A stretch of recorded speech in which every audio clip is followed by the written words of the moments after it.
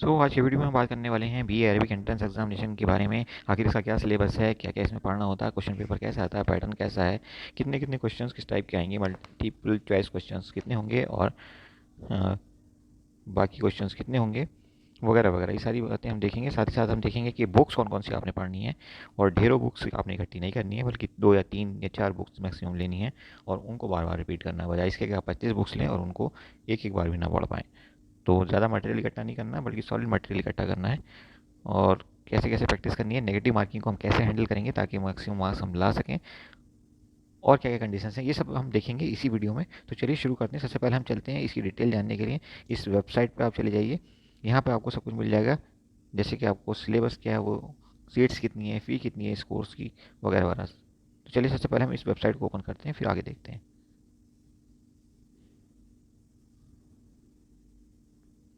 ये खुल रही है वेबसाइट,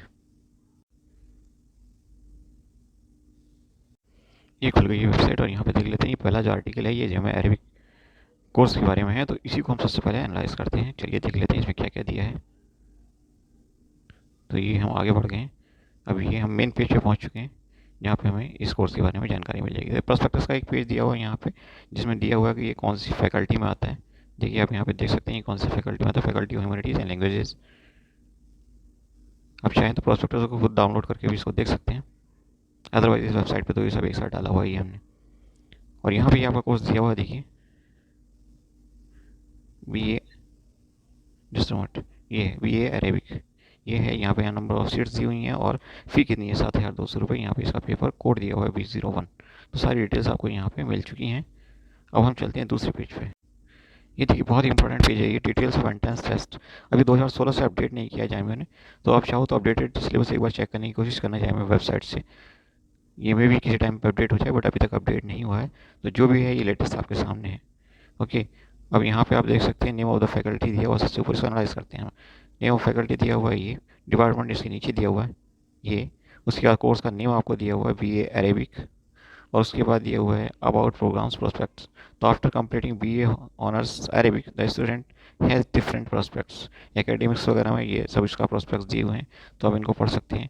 बाकी एंट्रेंस टेस्ट के बारे में यहाँ से दिया हुआ है, तो आप इसको भी देख सकते हैं। तो अच्छा रहेगा इसको आप अच्छे से कई बार देखें सिलेबस को और पैटर्न को, ताकि ए टू जेड हर चीज़ से आप फैमिलियर हों। ये बड़ा इंपॉर्टेंट एस्पेक्ट है। चलिए अब देख लेते हैं।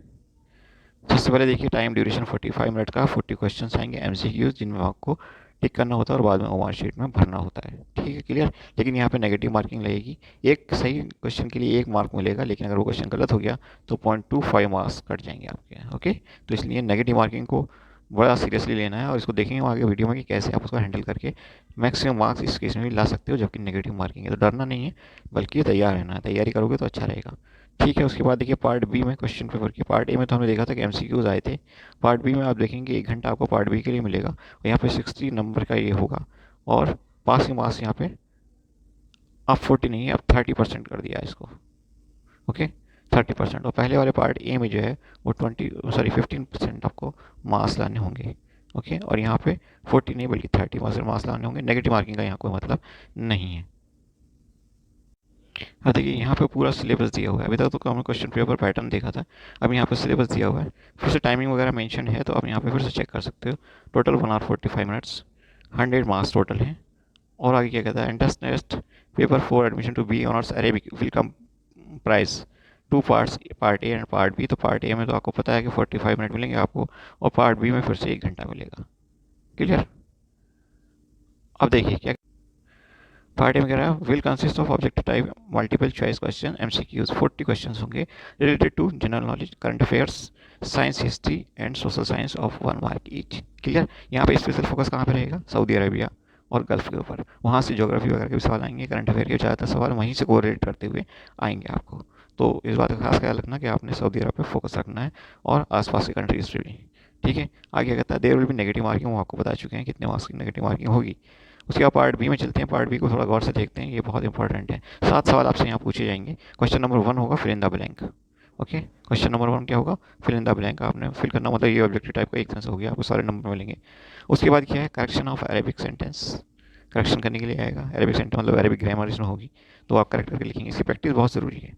प्रैक्टिस तो एमसीक्यूज़ की भी ज़रूरी है, लेकिन ये और भी ज़्यादा इंपॉर्टेंट है, इसमें कुछ लिखने का भी काम आपको करना होगा। उसके बाद conjugations of past, present and imperative and negative sentences. उसके बाद देखिए क्वेश्चन नंबर 4 कहाँ से आने वाला है, कंपोजिशन से आने वाला है, 8 नंबर का होगा ये भी। उसके बाद ट्रांसलेशन से भी आने वाला है 10 नंबर का।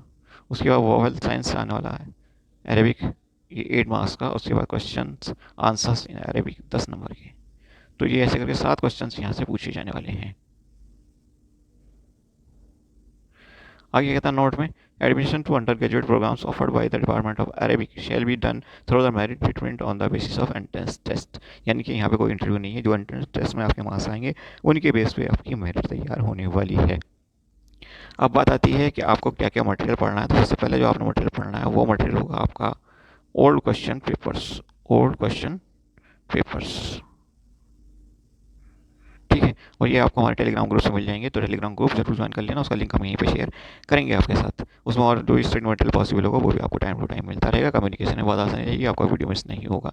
चैनल को सब्सक्राइब भी कर लेना, उसके बगैर भी आपको दिक्कत होगी, ठीक है। अब हम बात करते हैं कि कितने ईयर के क्वेश्चन पेपर कहाँ पे मिलेंगे। तो हमने बताया कि अगर पीडीएफ चाहिए तो आपको टेलीग्राम ग्रुप से मिल जाएगी। इसके अलावा वीडियोस सारे तैयार हैं सबके यहाँ क्वेश्चन आंसर्स के साथ, वो आपको प्ले लिस्ट में मिल जाएगा यूट्यूब चैनल पे, हर एक क्वेश्चन पेपर सॉल्व हुआ वहाँ पे, क्लियर। दूसरा आपने क्या पढ़ना है, ये दूसरा आपने पढ़ना है बुक्स। कौन कौन सी बुक्स पढ़ी जाएंगी, आपने देखा सिलेबस में कि करंट अफेयर भी है यहाँ पे, जीएस भी है, इसमें साइंस भी आती है, हिस्ट्री भी आती है, ज्योग्राफी भी आती है, कॉन्स्टिट्यूशन ऑफ इंडिया भी आता है, और स्पेशल फोकस होता है Saudi Arab and gulf countries के ऊपर। तो इसके लिए एक बुक है जिस बुक का नाम है जनरल नॉलेज की बुक है, जनरल स्टडीज़ की वो, और उसका लिंक हमने यहाँ पे डिस्क्रिप्शन में डाल दिया है, तो वहाँ से आप वो बुक परचेस कर सकते हो, ऑनलाइन आपको मिल जाएगी।